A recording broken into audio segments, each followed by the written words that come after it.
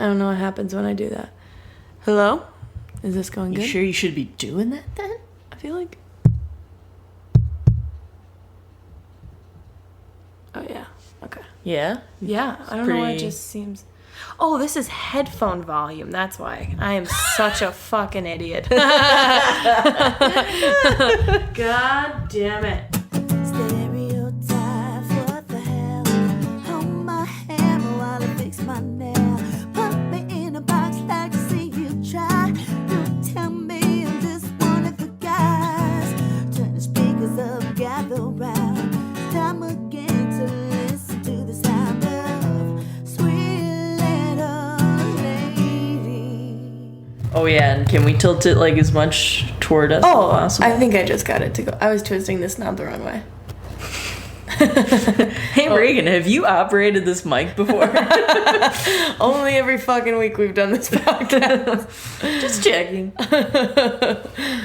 All right. Okay, how do we feel? Yeah, that's a little Yeah? bit. Mm-hmm. Okay. Wait, tell me again something. Tell me what you had for lunch today. Actually, because of a work thing, I had pasta and quinoa. Quinoa? Quinoa, I don't know where the emphasis goes. And a ginger ale. And a ginger. What about you? Well, that's really nice. Thank you. What did I do with my pen? It's in my hair. I had a LaCroix. Well, okay, last episode, you had a LaCroix, but you wanted people to think it was a Miller Lite. Shut up. So is that what's going on here now? It's just me wishing I could drink at work. Oh, don't we all? No. Wish. No. Honestly, just the fizziness kind of settles my stomach. I've been having some stomach aches. Yeah, I don't know why. Just a lot. Probably because I'm eating vegetables for the first time in like 2 years. Well, that's why I don't do it. Because you might hurt a little. So. Plus the poots. Lots of pootin' when you have veggies. Oh, could you define that? It's like when you. It's like a little stinky. It's like a produce fart. A produce toot. Oh yeah. Poot. So I don't know about that either. Hippies get them. I don't know. Hippies get them. Yeah. Reagan, correct me if I'm wrong, but this is episode 4 of the Sweet Little Ladies podcast. That is absolutely correct. I'm super stoked. And if I may, can we just jump immediately into something that made you feel like a sweet little lady this past week? Yeah. Fuck yeah. I gotta think about it though. Something that made me feel like, or are we doing when we see a sweet little lady? Either or, doesn't matter, I think right? either one. All right. I'm not picky. So I guess I went to a wedding last weekend. A childhood friend got married. And him and his bride are definitely both sweet little ladies. They're super cool people. But what was even really cool, especially despite all of the festivities and fun and love that was around, and it was so nice to see a bunch of my childhood friends. Her parents lived right near where the ceremony was, and at the morning after the wedding, they had a pancake breakfast for everybody. Oh, I love that. It was really, I guess it was, I don't know if it was just for family or not, but I was allowed to go and have pancakes, and it was really dope. That is a sweet little lady move. It is. And one that I appreciate. You already did all the ceremony and paid for all the food. You don't need to do breakfast, do you? But absolutely. There's nothing requiring you to do that. Absolutely. And then to make it pancakes. Yeah. Fuck yeah. Hell yeah. Pancakes are great.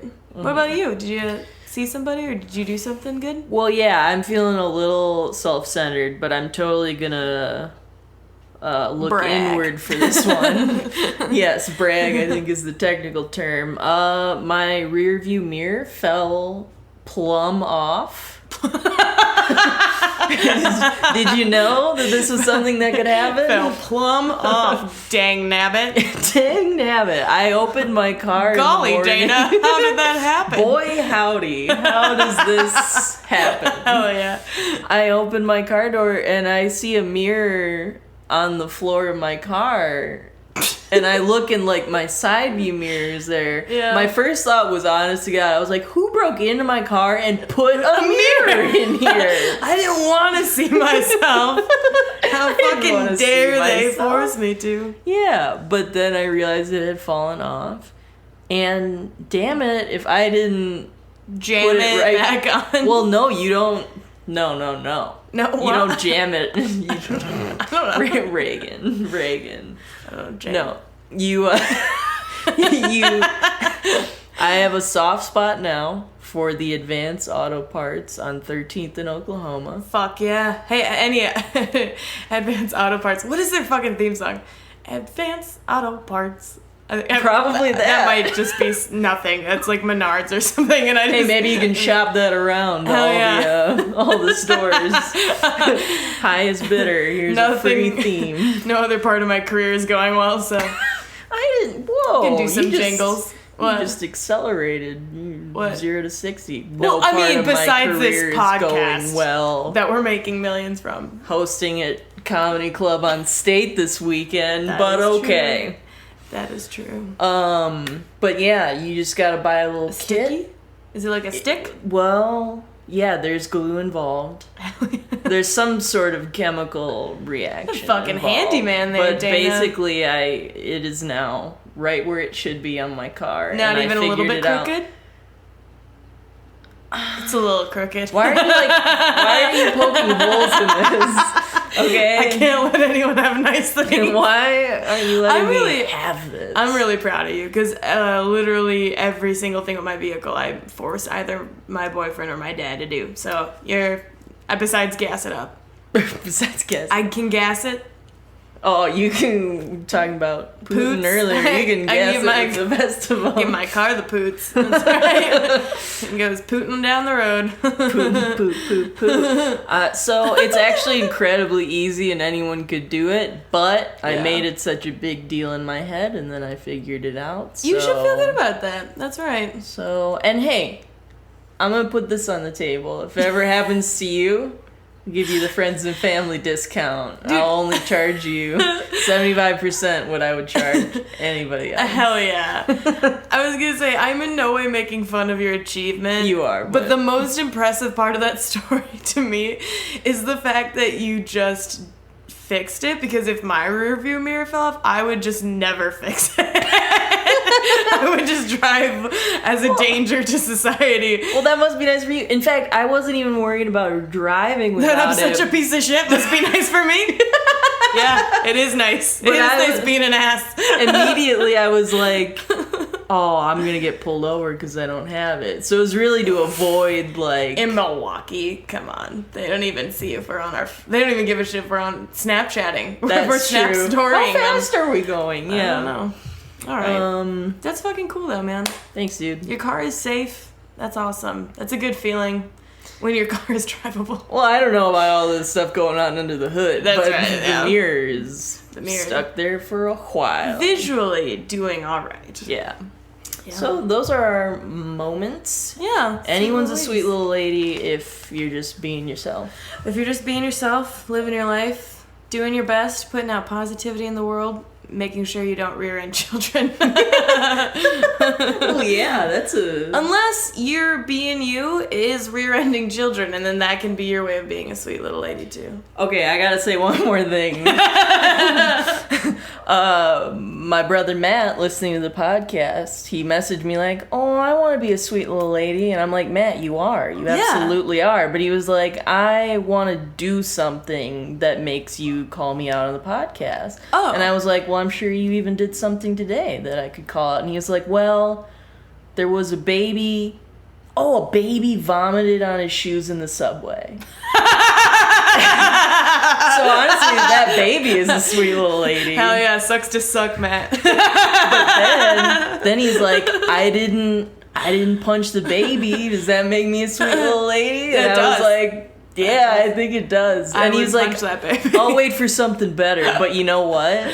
That's still pretty good. No, Matt. You're a sweet little lady for not punching a baby. That's exactly, especially in a subway, which I feel like is the one place you could punch babies. Right? Like, it's martial law down there. Where does he live? He lives in Brooklyn. New York. Fancy. Oh yeah, right where Biggie lived. It's exactly like it when Biggie left Oh, to this day. Everything's the same. Everything. All those white women with their septums. Okay, so Raegan, what are we Hipster talking utopia, about dude. today? That's what I hear. It's just like hipsters. They're everywhere. Hell yeah.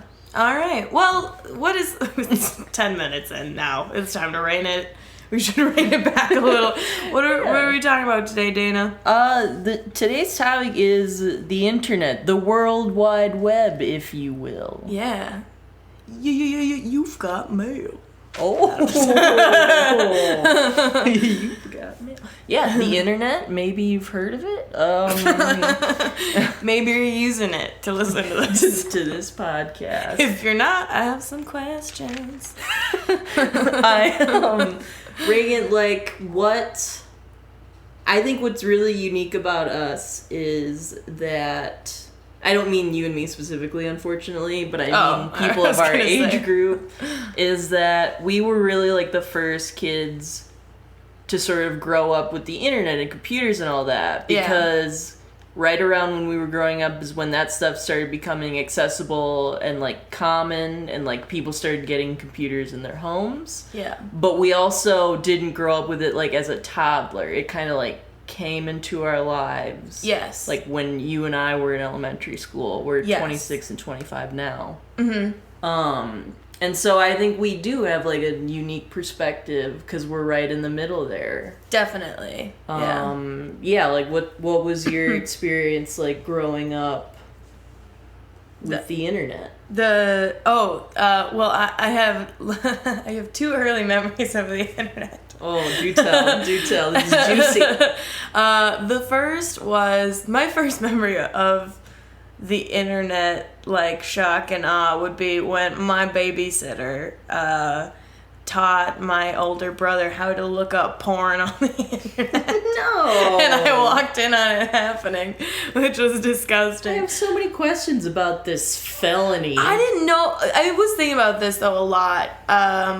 And I actually not sure that at the time that it was happening, I knew that they were looking up porn. Like, I think they were just like, get the fuck out of here. And I was like, I don't know. I'm just a girl. I left the room. I'm just a girl. Also, the babysitter, I should mention, was like a year older than my brother. So it's not like a 20-year-old being like... So it was really just like a hang. Yeah, it was like...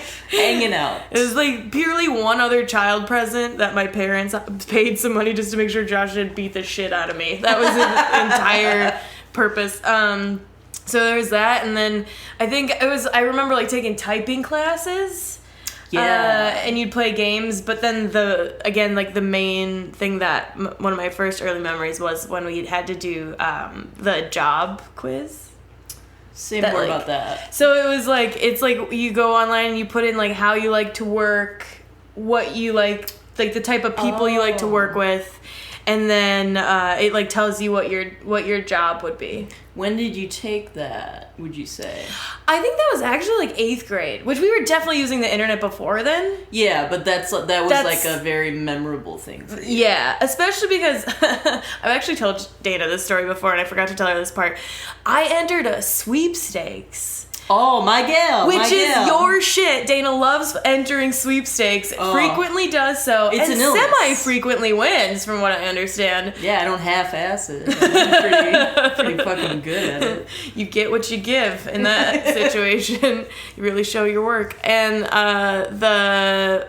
what did I say? The sweepstakes was a $25 Subway gift card, and fucking won it. And it was awesome. I got like a little gift card that had the website's name on it with the icon, which was like, it was a Superman knockoff, essentially. I don't know why I was like, that wasn't a job option. I couldn't be like a, fucking superhero, but...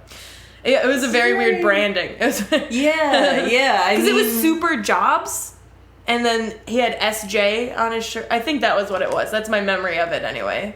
This could all be wrong. Now I'm thinking about it. Weird. I you should could know make better. up anything in the world, and this is what you choose. I have a very unreliable memory because trauma. You know, divorce is a hell of a drug. Gonna constantly cite that. All right. But yeah, so what about you? What was like your early? Did you do any of that? Did you look at porn with your babysitter? Was that also you? No, can't say that I did. But well, to relate to a couple of things you were saying. One, I loved typing class. Hell yeah. I loved typing. Hell yeah. Not to toot my own horn. Were you competitive? Yeah. I was competitive. I don't have a specific number for the words per minute I can type, but I can type a whole fucking lot. Goddamn right. You get those tiny little hands, man. Oh, I got small, tiny baby hands. And they just... baby hands, that's alright. No, that was a nickname in college, and I'm not even saying that. Baby hands? Baby hands. I mean, come on, we've put... Listeners, you can't see it, but we put our hands like in comparison, and you can like fucking put your fingers over my fingers. 1,000, yeah, and then just palm like yeah, like you're like a full like caress. knuckle like a full caress. And then so this is just funny. I didn't take like a career test like that until high school, and it wasn't even on the internet, but I just want to tell you, do you know what mine fucking said I should go into? No, what was it? Law enforcement. Oh, fuck yeah. Wouldn't I just be the best cop? Dude, Sheriff Dana. No, you wouldn't stop there. You'd go all the way to the fucking top. You're either going to be in a trench coat or a cowboy hat if you're going to do law or both. enforcement. I think that could be a good one. But I mean, growing up in my household, and it still goes on today, even though I don't live there, if someone knocked on the door and like you weren't expecting someone, the thing to do would be to get down on the ground. And I just don't think they should let people be cops who are afraid to even open the door. Don't be a hero opening your own door. So that's what I would say. Dude, you'd be a badass cop. I would respect the fuck out of you if you pulled me over. I would not fuck around with you. That's not true, but I appreciate that more than you know. I don't know how those tiny hands would hold a gun, though. Or like you'd put handcuffs on me and I'd slip right out. That's your strength. You can never be captured. Yeah, maybe I'd just be the best criminal. We don't know. But so for my own memories of the internet, yeah, I remember growing up like. It was probably in 3rd or 4th grade when my family got our first computer, and I remember we were like the last family of like everyone at school to get a computer. Like we were the last holdouts. And then Carol was like, no more. Which in West Dallas, Wisconsin is fucking nuts. Oh. Dude, was it like last year? No, I told you when it was. Yeah. But so I remember that, and then okay, sorry, I got a list. Yeah. No, you can In school, dude, Oregon Trail. Fuck yeah. Yeah. Well, I think I've told you this. I've never played it fully. Like, sorry. I know about it, but I never played it. Yeah, sorry. Again, listeners, I had a quizzical look on my face. We'll change that. I already told you I recently found an Oregon Trail game on the internet where I played, and you were in my party, and you died of exhaustion, and I said... Buck up. Sounds Raegan. Like my daily life. I was like, what, like, you get, Raegan. Bitten by a snake? Sure, but exhaustion? I'm such a fucking pussy. Get it together. It's terrible. And then my first bad experience with the internet was actually it was sometime in elementary school. We were learning about Helen Keller. And so we were learning about... God, why did I laugh at that? I don't know why you terrible. did. We were learning about American Sign Language and just trying to learn the basics. And I had found on the internet a website where like you could quiz yourself. Like it would put photos of different signs up and you would write in the letters. to reveal the message, to kind of quiz yourself on how well you knew it. And I very excitedly shared it with the whole class. Everybody was doing it, and then pretty soon the words that were popping up for everyone in the class were dirty words. Were very vulgar, but way worse. And I felt responsible, and and then I think, well, Sheriff Dana, like the principal wrote a letter you should be ashamed. To you? No. To the to the people who maintain the website, to be like, these third graders were just trying to improve their sign language skills, and you had to have your laughs, didn't you? Something like that. So, and the third graders fucking loved it. They were. Well, the words were really bad. I think that was a lot of people's first exposure to some of those words. Oh shit! Hell yeah! But so there was that. I want to talk about two things then. One, AOL Instant Messenger. Fuck yeah. Did you go crazy on that shit? Yeah, I did. Who didn't? I mean, that was... for me, that was going into middle school. Middle school was the time where, if you were not at school, you were at home on that. AOL. Yeah. So if you weren't talking to your friends at school, you were typing to them at home on that. And then my favorite thing to do was to perfect the away message. The message you would put up if for some reason you had to go eat dinner or something like that. Yeah. And as a middle schooler, you'd probably take the most melodramatic song lyrics you could think of and put them as your away message to let everyone know here, but not really gone. Life is so hard when you have to shit. So that was, was that close to your experience? Yeah, it was 100%. I really remember too, I remember wanting to play. A lot of my friends would play Sims and be on Instant Messenger, and my computer could not handle it, which was devastating. Handle both, so you'd have to be doing one or the other? One or the other. And so I was either playing Sims by myself, which to be honest with you, not that bad. No, it sounds great. Or I was chilling on AOL Instant Messenger while my friends had fun on Sims, which was fucking awful. And it was really dumb. But yeah, and then I forgot to tell you, my cousin had AOL Instant Messenger and email when I was a young kid. Yeah. And one of my another really early memory of the internet was going over to his house and at my Aunt Lynn's, and my cousin Jake's email would be up or his messenger, and whenever he got a notification it would go, "You've got mail for me to poop on." I don't know why. I have no idea. It was this hilarious. It was when you could get your own ringtone, but for AOL Instant Messenger. Oh my! I never did that with mine, but no, I never did that with mine either. I forgot about that until we started talking about this topic, and I was like, my brother and I used to quote that for years after that. It was nuts, but.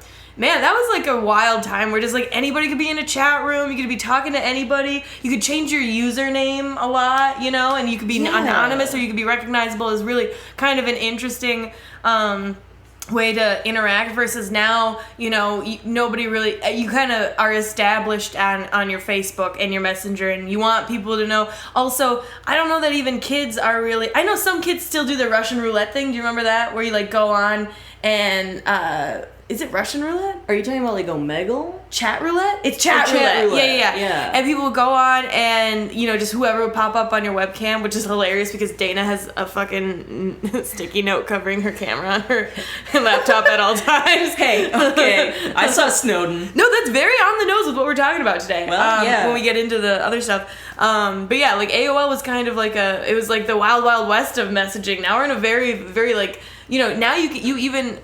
your Facebook Messenger, you can't even just get messages. They go into a separate screen, and then you have to approve to allow those into your normal inbox. It's a lot more filtered now. It's a lot more filtered. And it's, a lot of bad stuff could happen. And we were at the worst age for that to be true in middle school. Mm-hmm. Well, and even, I did Omegle, which I think is similar to chat roulette, where you're just getting somebody random, you don't know what's what going an on. awful invention. But also, chat roulette. like, I mean, there was no worse feeling than being on Instant Messenger, and you're on with, like, maybe who you consider your core friend group at the time. Yeah. And just part of you thinks, like, are they in a group chat right now?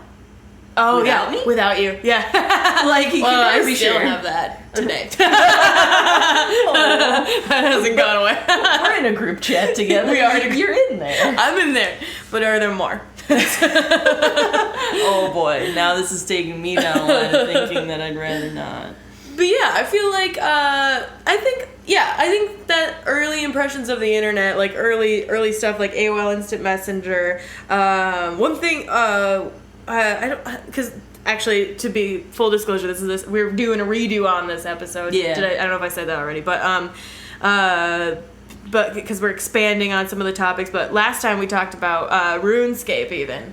Which was like where you could do like massive online role playing games with people across the, if you don't play video games, that's what it is. It's like World of Warcraft, or there's World of Warcraft was like kind of the next big one, and then there's like a shit ton of them now. There's like League of Legends isn't role playing. It's like a strategy game, but like still. Oh, like I don't know because I'm not a fucking nerd. Oh, so. all right, fuck you, man.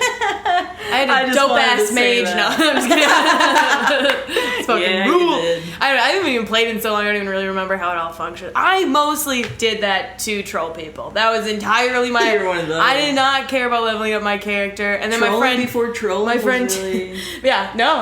my friend Tim would like get me on there and be like, "Hey, let's just go fucking do these quests," and I'd be like, I just want to shit talk people. But what were you gonna say? Well, that reminded me, I did do something similar on Club Penguin. Fuck yeah, Club Penguin. We just went on there to troll people. We would, because it was very much like a kid's site, but you could still like, so if you like tried to type swear words into the box, it would not go through.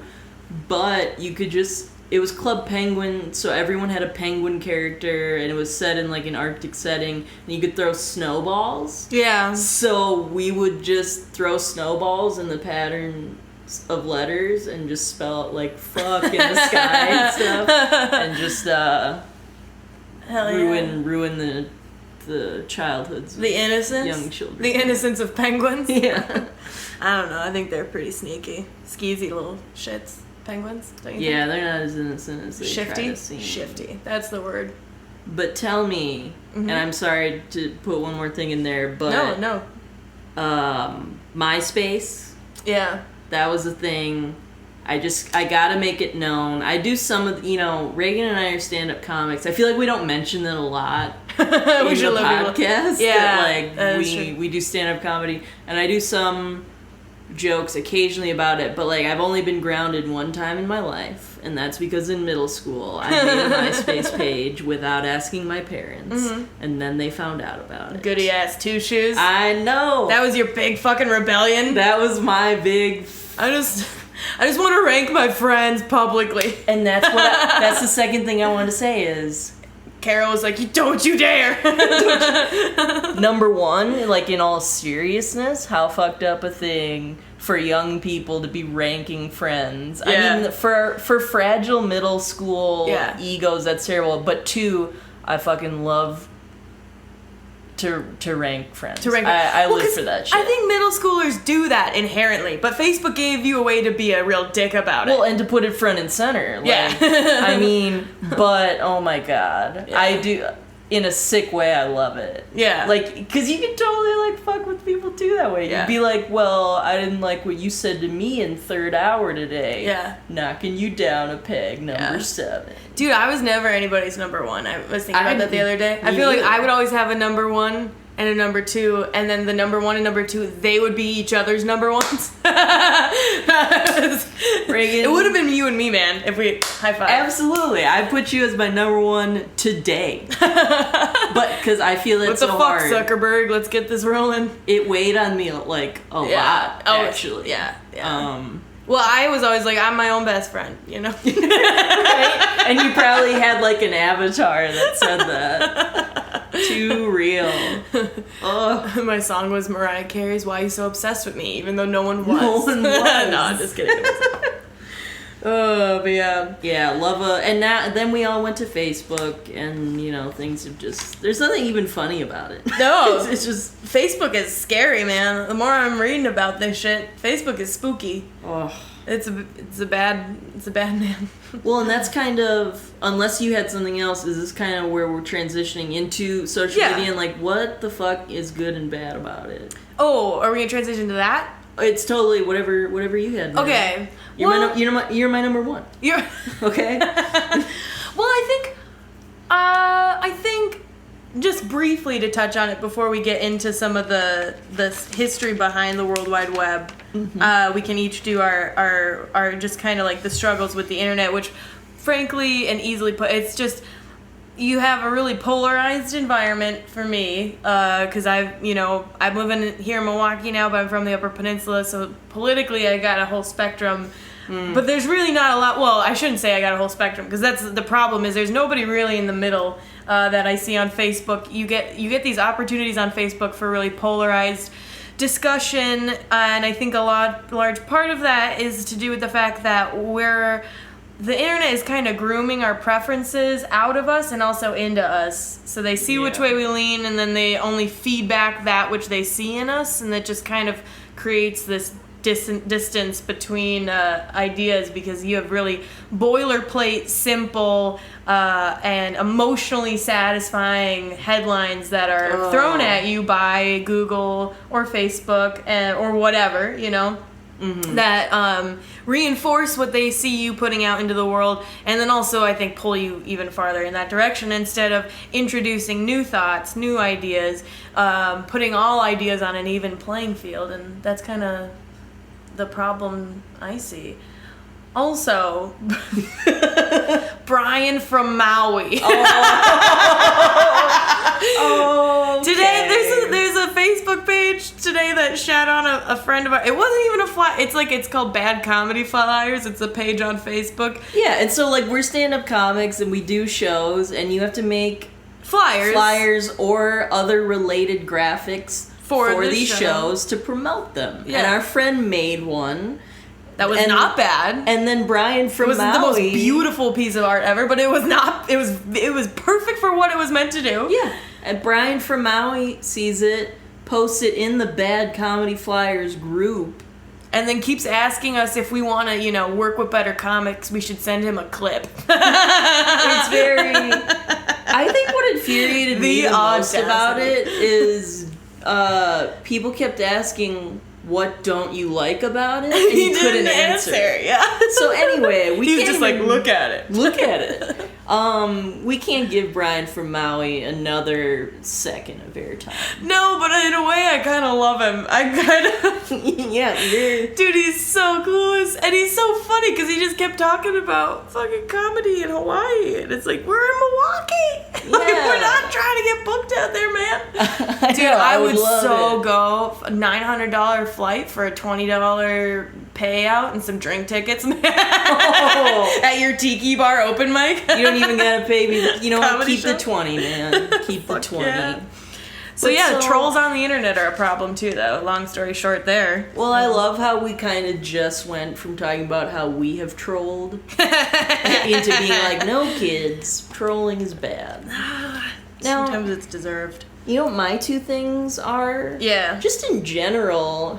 Two things. They're always like two things. And two things, and then let me talk for 15 minutes uninterrupted. Fuck yeah.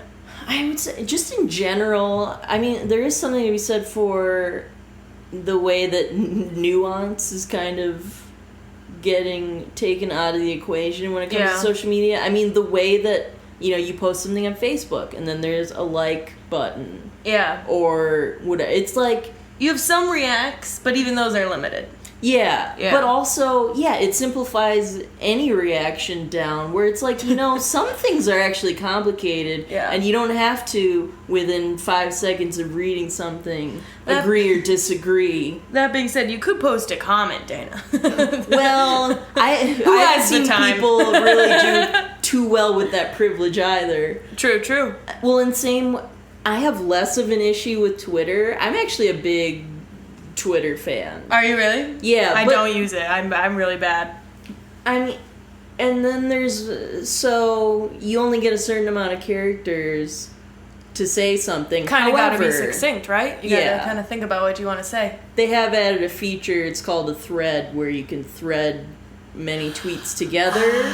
Although it almost then asks, then you have to ask, like, why am I doing this on here if I need that? That's an article. But so, you know, That's a blog. There's nuance that I feel we're taking away. My other thing is, like, specifically with Facebook, I remember someone saying something one time that really resonated. Like, it's so weird that in life there were people that would just, like, be a part of your life, and then when they weren't anymore, they just went away. And it wasn't bad or good. Yeah. That's just the way that it was. And now you're friends with these people for a much longer time, and you're still receiving these details about their lives. Yeah. For better or worse, you're still finding out, like, what's going on with them. Their babies. And you don't need that. No. Like, And yet you do, because you still stay friends with you little shit. I see you over there grinning. I know it. No, because I feel that way too. It's like, I don't need this, but I'm also so reluctant to unfriend. I don't know why. I feel this kind of like curiosity. I unfriended, though. I unfriended a bunch of people, and I wish... Don't get me wrong, I've unfriended people before as a big fuck you. Like, where I wanted them to notice. Oh, yeah, I've done that too. But mostly, it's just, I wish it didn't have such a negative connotation of, like, I unfriended you, because for a lot of it was just like, dude, I wish you well. See it. Yeah. But, like, I don't need your life details taking up space in my brain if we're never going to talk again. Yeah, no, Like, I had that situation where I was actually unfriended by a friend as a fuck you, and we had a bit of a falling out, probably mostly my fault. I don't know. Doesn't really matter, the details. Can we talk about it after this, though? No, I'm just kidding. No, I'm here for it. I got my popcorn already. I'm like, what do you need? No, I don't give a shit. It was a stupid situation, but what was even dumber about it then was, so I was upset, and it was like, we were all friends with the same kind of core group, but there was a split, and then I just kept seeing that person in the other people's posts, and so I started unfriending them because they had clearly picked her side, which, you know, they weren't mean to me, but they had clearly made a choice. But then I felt that, like, that asshole thing of them. I was wondering, like, oh, now do they think I hate them? I don't hate them. It's just, if this person's gonna be out of my life, I don't want them to crop up like that all the time. It's not like we're gonna talk, you know, so it's complicated. It is, man. Facebook really made life a lot harder to navigate some of these like these friendships, first world relationships. problems. But that's what's good about a flounder, Reagan. Yeah, a flounder? They don't pick a side. Anyway, I don't get that.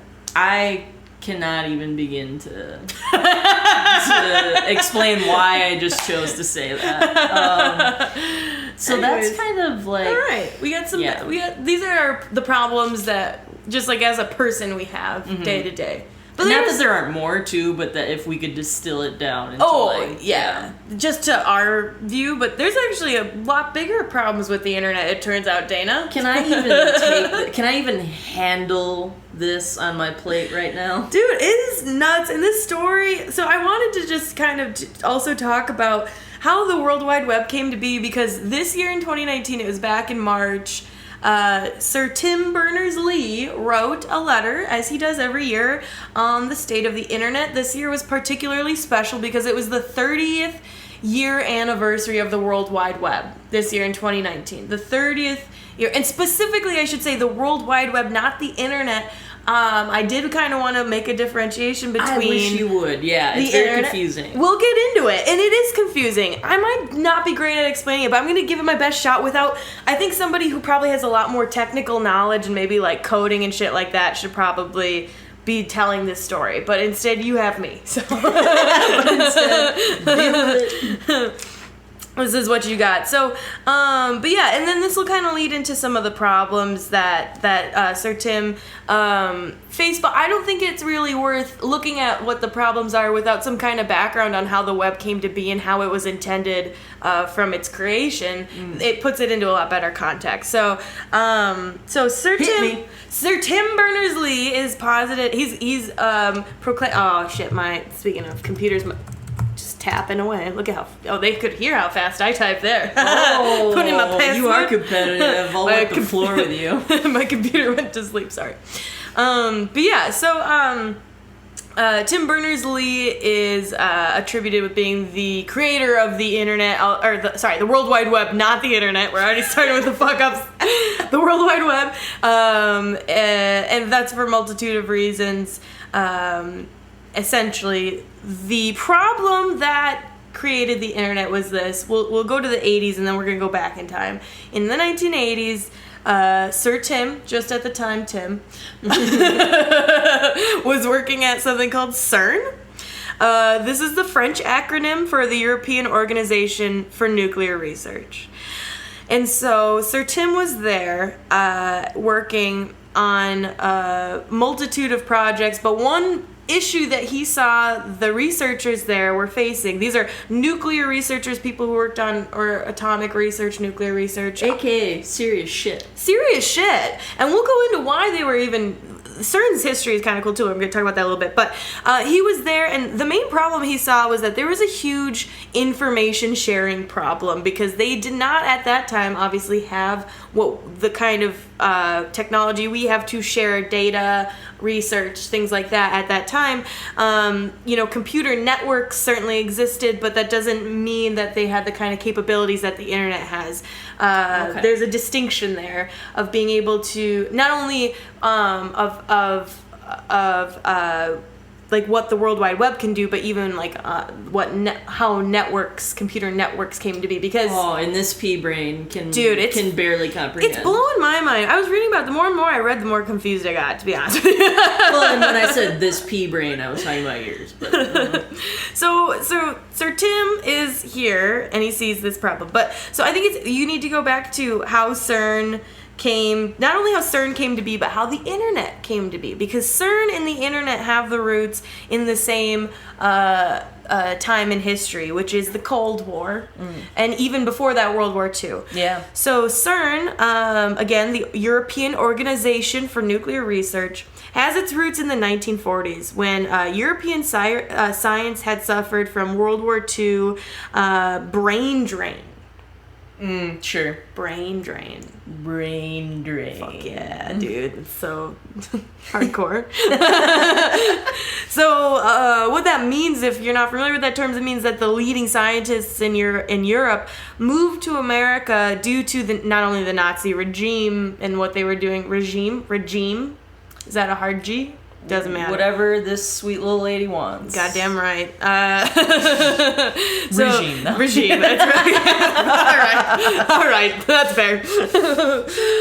And the effects of World War II. So everybody's kind of jumping ship, on Europe. Yeah. So, and it's crazy because I didn't even know this, but that's why Albert Einstein was in America. I was just going to say. I didn't know that. Yeah. And also Niels Bohr, who came to America as a part of Brain Drain. And Niels Bohr would later be a huge part of CERN. He did. I looked up what he did and I knew it from when I took an organic chemistry class. But I already fucking forgot what it was. Yeah. I was like, oh yeah, that's something I learned before I got really drunk that one weekend and forgot it forever until I Googled it again. Oh, it happens to the best of us. It does.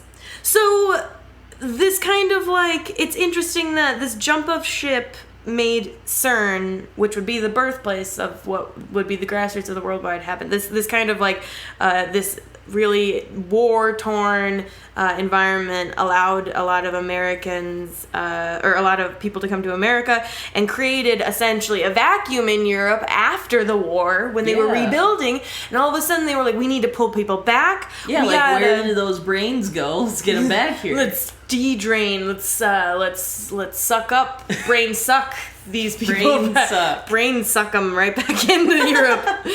And so you basically had a war-torn. It created the perfect opportunity for CERN because you have a war-torn country in Europe where the greatest, most influential scientific minds have been displaced, combined with the fact that what happened with World War II is nuclear energy, the atomic bomb. This is becoming enormously important, and they want to reinstate all of this European science. What better way to do it than to reestablish these scientists within Europe in a nuclear research institution? So that's kind of how CERN came to be, and it would proceed to do their research or whatever for the next couple decades before Tim got there. Our buddy Tim, Sir Tim. Yeah, Timmy.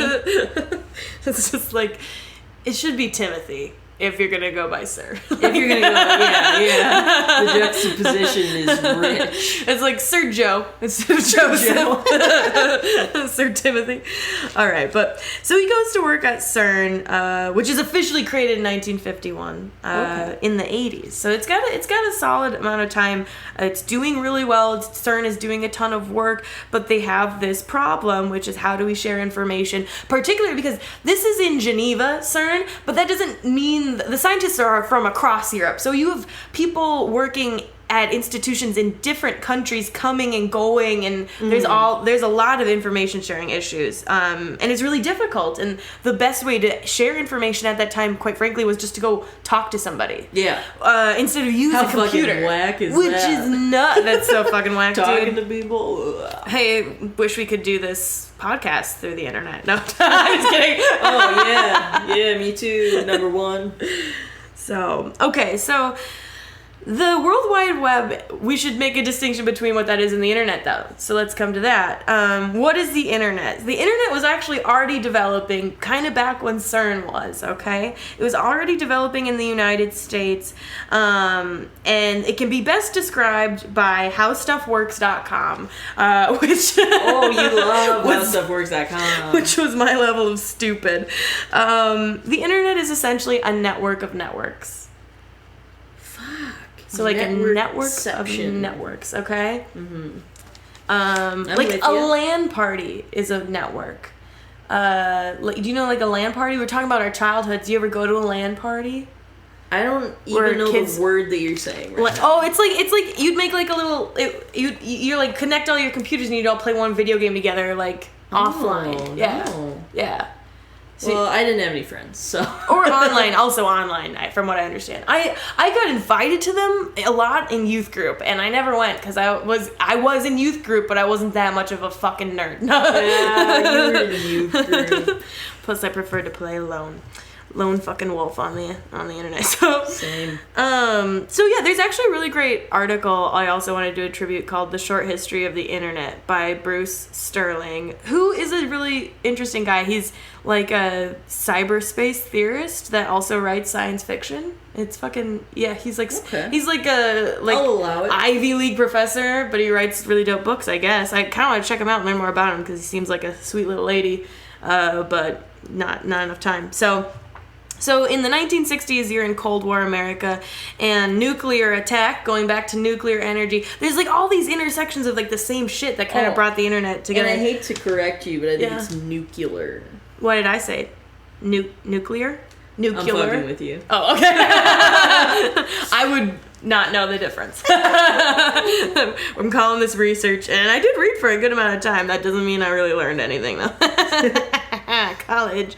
But nuclear attack, so it's 1960s, nuclear attack, a major threat in the United States. We're in the middle of the Cold War. We're terrified of the Russians.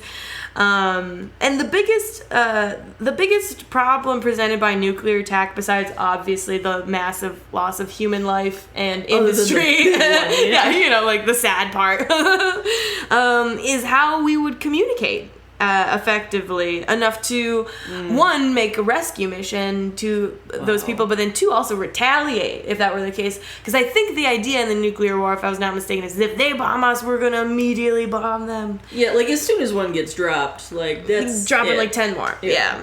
And so long story short, the US came to the conclusion, and they did what we do in American politics now, which they gave a bunch of money to a think tank, and they were like, and they, it was called RAND, was the think tank, which is an acronym, and I didn't write down what it stood for. It doesn't matter. The main thing is that they did this research, and what they came to realize is that if we wanted to have an effective communication system in the event of a nuclear attack, it would have to be a system that did not have a central authority. Okay, so you couldn't just like take out a hub because that would obviously not work because it would be too risky putting all your eggs in one basket, literally. And two, the system itself would have to be designed to operate while in tatters. That is so fucking metal, dude. That is metal, but also like what seems like a tall order. Right? You're like, you need to have this thing that doesn't have a central hub and also can work even if it's broken, real fucked up. All the information needs to be accessible from any point at any time, and or be able to send to any point at any time, and also, let's just get on it, fucking nuts. So Bruce Sterling described this system, this network, as the idea was to be, even make that definition more succinct, decentralized and blast-proof was the goal. Let's see. So how they did this is they decided that two things needed to be able to happen within a computer network, okay? You needed to have nodes. Nodes were, or just essentially like places where information could be sent from and sent to. And all of the nodes, this is kind of interesting, had to be equal. So they all had to have the same level of authority. That's it. That's central authority. Yeah. Everybody's fucking got authority. There's no, no hall monitor. All hall passes. That's the idea. And then the other part of that was that the message, what they wanted to be able to do with the messages, so literally the thing that you send from computer to computer, and this is how the internet works, or how shit goes through the internet and the World Wide Web, etc. today. The message breaks apart into pieces. Mm-hmm. Has the same source and the same endpoint, but each of those pieces has its own route in order to reach. Isn't that fucking crazy? Like, I didn't even, I don't know. Mean, just like I said, it's hard, honestly. This is some spy shit. When you talk about how things literally work, it's hard to comprehend. It is very hard to comprehend. And I don't know how that translates into the actual machinery, but the theory behind it. Right. This is how the theory is presented and how the structure was intended in order to be most effective. But now maybe you're going to address this. Yeah, go for it. But this is also confusing too when you talk about the birth of the World Wide Web or the internet. Why do people think Al Gore came up with this shit? You know what I'm talking about? Like, where does he come into the equation? I have no idea, dude. Okay, well, 4chan? Probably 4chan. I'm gonna look into that, and we'll get back to you. We'll do a follow-up episode I swear, on Al Gore and the internet. Yeah. Dude, I have heard that, too, and I didn't even think that would have been hilarious. So clearly, he was not, during the Cold War, working on this shit. No, he was working on its train set or something. Yeah. Okay. Hell yeah. Okay, so the United States and the UK both they start developing this decentralized blast-proof network. That's what they want to create, and they call it ARPANET. Wow, all the energy went into the ARPANET idea and not the idea of the name. That's usually how that works. There were no women working on this project. No, of course not. Probably even a few. Though they probably could have done it half as fast. God. I don't know if that's true. Hey, we would have equally contributed, probably. Would be the fucking fine, right? We would have equality, man. That's what we're after here. Yeah. So this happened in the late 60s. They start installing this in 69. Nice. And then by 72, they actually have 37 nodes. So that they're working with. The purpose of the network was the U.S. government, and it was to be for research and, for generally for work to happen, for them to be communications sharing and strict work. But what's hilarious about this is the entire point of this is, nuclear attack. We need to be able to communicate effective, yada, yada, yada. Sure. The people who were logged in the system by the second year of its operation were primarily using it to share personal information and gossip. I'm surprised it even took that long. I know, right? I was just gonna say, the big picture of this, I'm wondering, is it's insane. Yeah. That it went from we need to talk in a nuclear disaster to here's this meme of whatever. Even by 2019, yeah. But even then, literally, even then it was how are the kids? Yeah. Isn't Jenny a bitch? That harlot.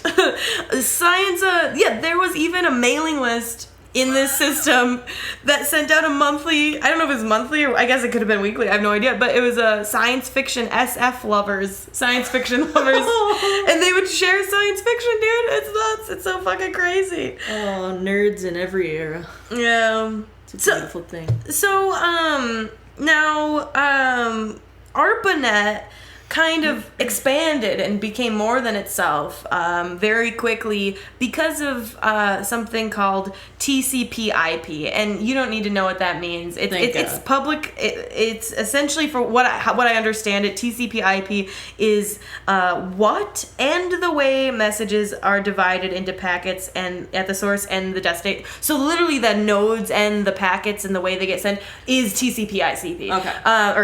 TCP/IP. Excuse me. And YMCA. YMCA, supercalifragilisticexpialidocious. But what was so dope about TCP/IP was that it was public domain.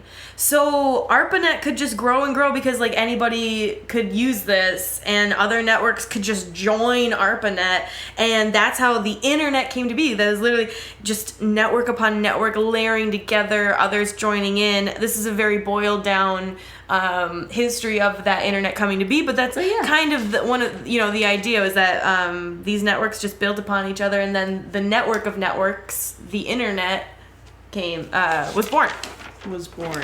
Tim Berners-Lee is now, we're back in the 80s, and Tim Berners-Lee is at CERN, and he's looking at this problem, and he's seeing the internet take off.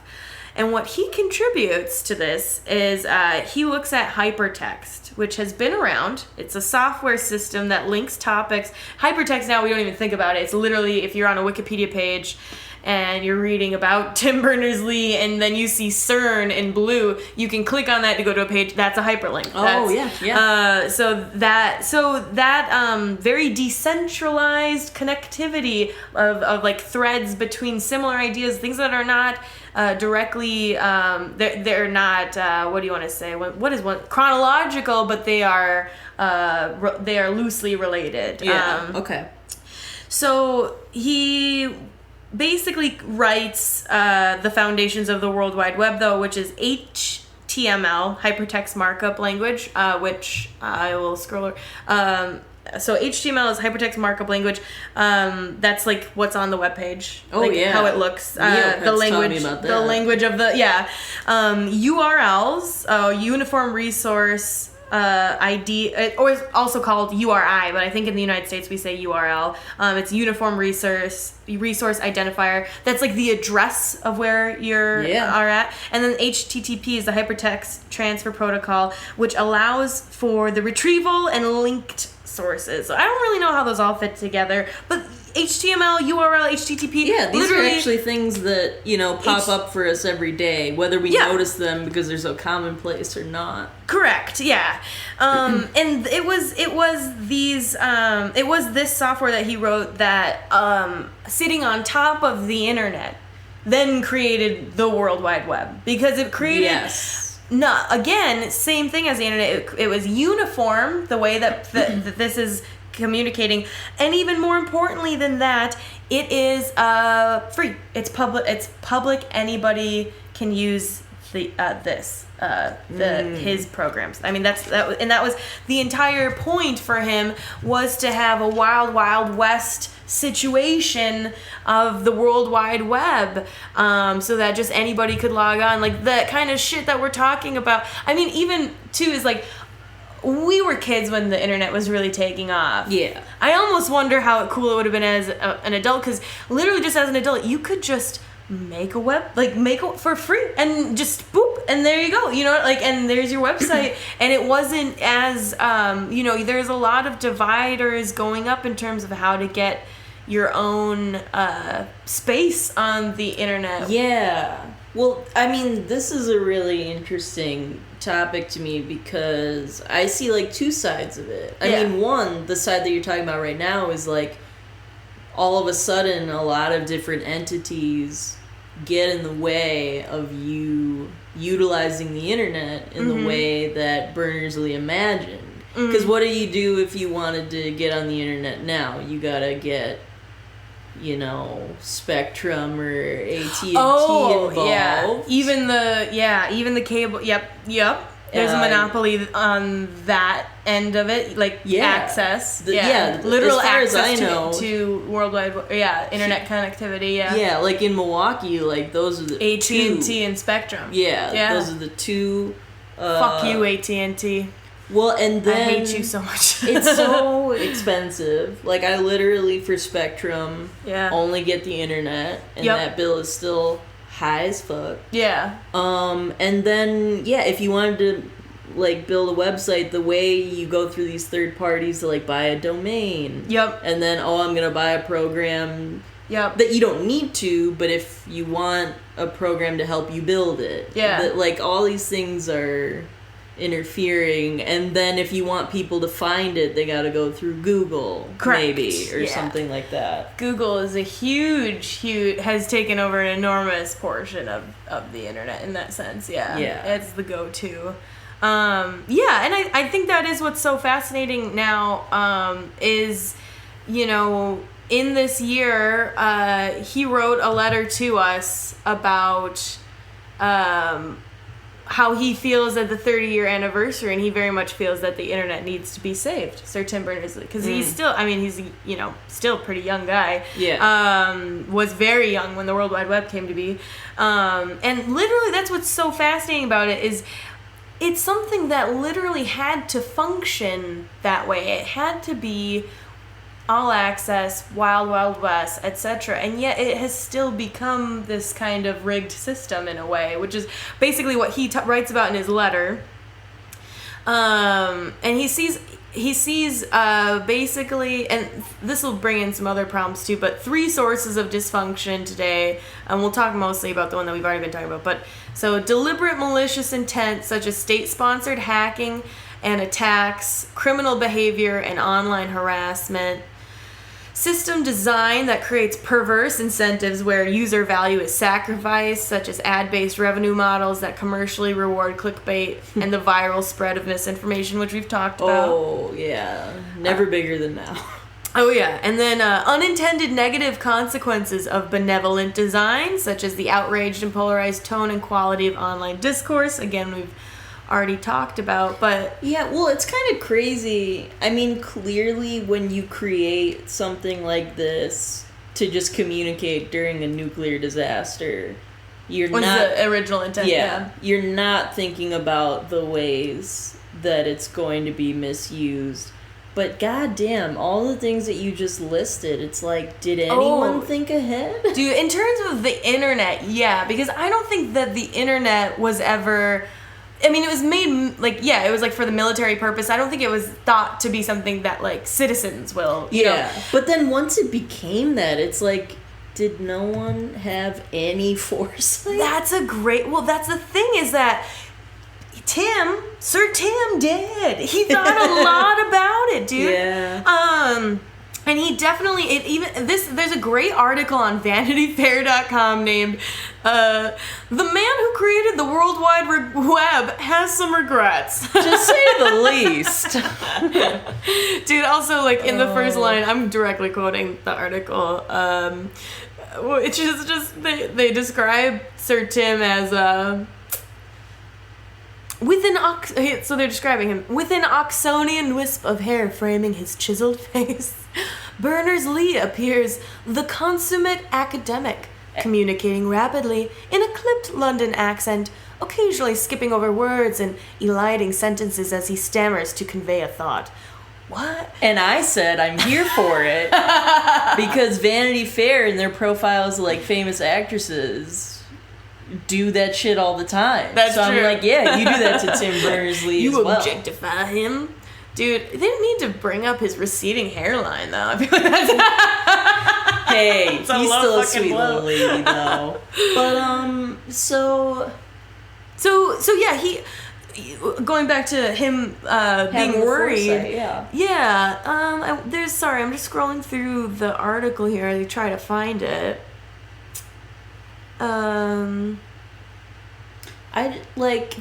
talk while I try to find this here. Well, I just think that the negatives are so amplified right now in this time that we're living in. I don't think it's surprising that for just like a person like little old me, I'm just like, how would you fix it? Like he's talking about, Yeah. And is it not too late? What is the solution to these problems? So this is a quote about him describing, before we go into his solutions, because he does have them, which is good. I think I had sent you the other article, this Vanity Fair one, he actually has some solutions in there. The other article, it kind of just seems a little open, he leaves a little open-ended, and that other article, we can post all of these to the Instagram too. Yeah. Is his actual letter. We'll post that, so if anybody wants to read it, it's super interesting. So we're going to post all this shit on the internet. On the fucking internet, where it's already posted. But yeah, so he's describing the early World Wide Web when it was first in like the early phases of what now we're kind of using internet and World Wide Web interchangeably. Going back, the separation at this point is kind of moot. Tim Berners-Lee felt that the spirit in the early internet, the spirit there was very decentralized. He said the individual was incredibly empowered. It was all based on there being no central authority that you had to go to ask permission. He said that feeling of individual control, that empowerment, is something we've lost. So much like when he was back at CERN and he's looking at what the problems of communication were at CERN, Sir Tim is now at this point in his life where he's looking at this thing he created and he's saying, what's the problem with the communication now? Why is this breakdown? But he has this really great quote in here as well, where he essentially says that he feels that he views the problems with the internet as like bugs in a system, bugs in a software written by humans, that he feels also have human solutions, which I thought is a really cool way of putting it. Yeah. He's actually wants to now work on a new software basically kind of like a new internet, to speak generally, that would sit on top of the World Wide Web, that would give the power back to the people.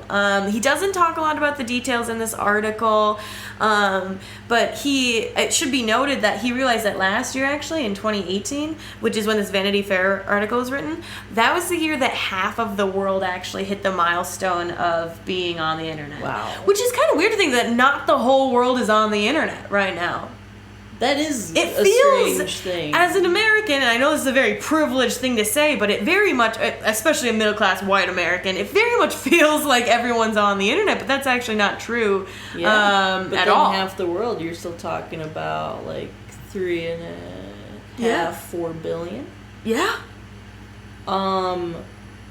It's so funny to talk about how the problem with the internet today is like we need to give the power back to the people. It's like all the trolls on Twitter saying whatever the fuck they want. I think they have as much power as we need to give them. That is like an interesting, where he talks about, that was one of his 3 problems that he pointed out was online harassment. Yeah. And it's like, because we still have a lot of power in a way. But then I see where you have all of these other...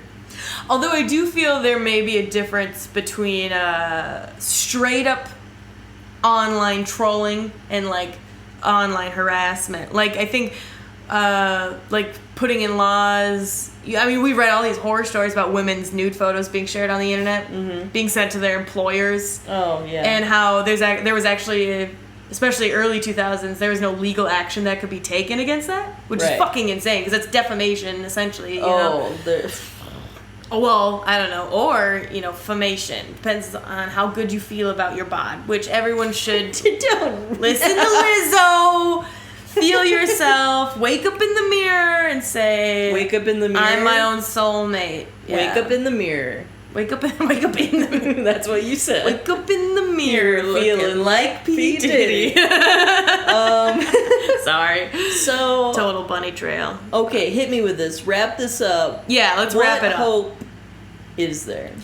So it's not only exciting that Tim Berners-Lee is kind of working on this new project, which, by the way, guess what it's called? Tell me, hit me. Solid. It's just called Solid. You can't call it that. You can't Without call it solid. hanging 10. Yeah. Tubular. That's like how you could describe it. Like, oh, Tim's new project, it's solid. But you can't call it that. Sir Tim. Sir Tim. Hell yeah. Well, I think, so I think he's working on this new idea. Solid. Don't. But not only that is so the theory he has is really simple, which is to re-decentralize. The web has become more centralized with things like Amazon, Facebook, Google, things that have the ability to spy on people, take their data. We didn't even get into. Dude, we didn't. So be grateful. Fuck, I mean, that was the thing about this episode is I was like, oh, it keeps growing and growing, just like the internet. Like, there's so much to talk about here. But yeah, it's not, so that Solid isn't ready.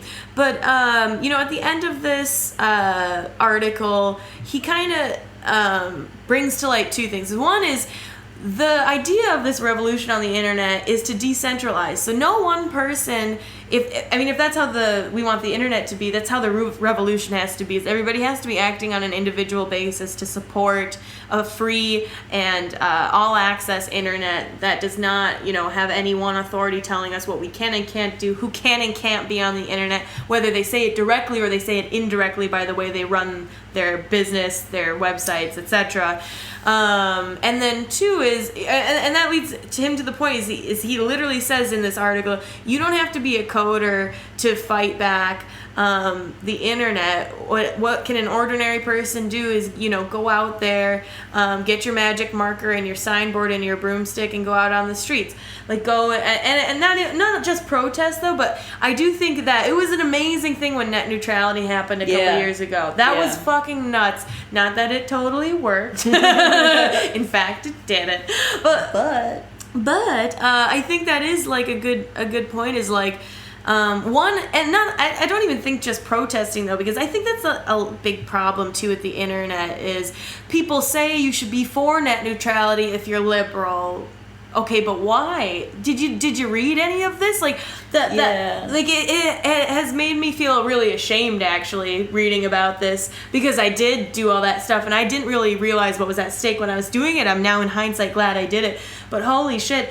And guess what? The thing that enabled me to learn about how brilliant the internet is the internet. Oh, and that's the biggest mindfuck of it all. Now, Reagan? Yeah. We gotta keep it short. We do. We hit our hour. For this week's tip on how to get laid, I'm gonna limit us to one word each. Okay. You got it? Yeah. What is it? Porn. Reagan! God damn it. It's an internet Ask me what my word is. It doesn't have to do with the internet. I didn't say it. Porn will get you laid. With yourself. What's your word, Dana? Wait, this is our tip of the week on how to get laid.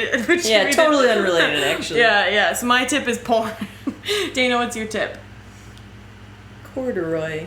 Oh, shit. Yeah. Wait. Is that from experience, or?